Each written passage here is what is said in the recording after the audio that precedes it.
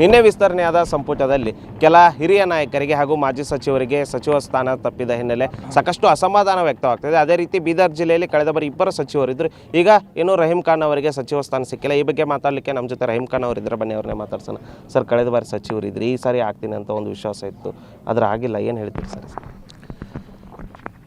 ಇಲ್ಲ, ನನಗೆ ಆಗೋದು ಬಿಡೋದು ಬೇರೆ ಪ್ರಶ್ನೆ. ಆದರೂ ಹೈದರಾಬಾದ್ ಕರ್ನಾಟಕ, ಕಲ್ಯಾಣ ಕರ್ನಾಟಕ ಒಂದು ಕೊಳ್ಳೇಬೇಕು. ಯಾಕಂದರೆ ಥಿಕ್ಕೆಸ್ಟ್ ಮೈನಾರಿಟಿ ಪಾಪ್ಯುಲೇಷನ್ ಇದೆ. ಮೊದಲು ಇದು under Nizam state Deccan area ಇತ್ತು. ಇಲ್ಲಿ ಎಲ್ಲ ನಮ್ಮ ಮೌಲಾನಾ ಮತ್ತು ನಮ್ಮ ಎಲ್ಲ ಮೈನಾರಿಟಿ ಮುಖಂಡರು ಎಲ್ಲ ಜನ ಅದೇ ಮಾತಾಡ್ಲತ್ತಾರೆ. ಬೇರೆ ಕಮ್ಯುನಿಟಿಗೆ ಇಲ್ಲಿ ಕೊಟ್ಟಿದ್ದಾರೆ, 4-5 ಕೊಟ್ಟಿದ್ದಾರೆ. ಬೀದರ್, ಗುಲ್ಬರ್ಗ, ಬಿಜಾಪುರ್, ಬೆಲ್ಗಾಮ್ ಜನರಲ್ ಕಮ್ಯುನಿಟಿಗೆ ಕೊಟ್ಟಿದ್ದಾರೆ, 7 ಕೊಟ್ಟಿದ್ದಾರೆ. ಒಂದು ಮೈನಾರಿಟಿಗೂ ಕೊಡಬೇಕಂತ ನಮ್ಮ ಮೇಲೆ ತುಂಬ ಪ್ರೆಷರ್ ಇದೆ. ಯಾರಿಗೆ ಕೊಡಬೇಕು ಇತ್ತು, ನಾನು ಹೈಕಮಾಂಡ್ ಜೊತೆಗೆ ಚರ್ಚೆ ಮಾಡ್ತೇನೆ. ಇದು ಇಲ್ಲಿಂದು ಈ ಏರಿಯಾದು ಸಮಸ್ಯೆ ಹೇಳ್ತೇನೆ.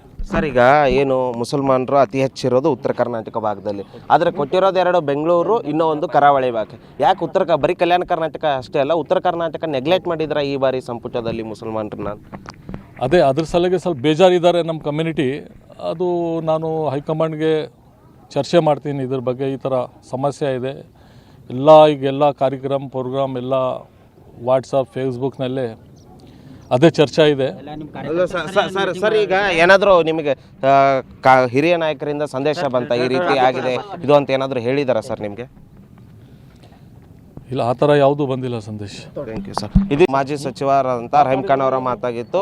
ಏನು ಕಾರ್ಯಕರ್ತರ ಒತ್ತಾಯ ಇದೆ, ನೋಡೋಣ, ಪಕ್ಷದ ಹೈಕಮಾಂಡ್ ಜೊತೆ ಮಾತಾಡೋಣ, ಏನಾಗುತ್ತೆ ಅಂತ ಕಾದು ನೋಡೋಣ ಅಂತ ಹೇಳ್ತಾ ಇದ್ದಾರೆ. ಕ್ಯಾಮ್ರಾಮನ್ ಸಂತೋಷ್ ಜೊತೆ ದೇವರಾಜ್ ಅನಗೆರೆ, ಉತ್ತರ ಕರ್ನಾಟಕ ನ್ಯೂಸ್, ಬೀದರ್.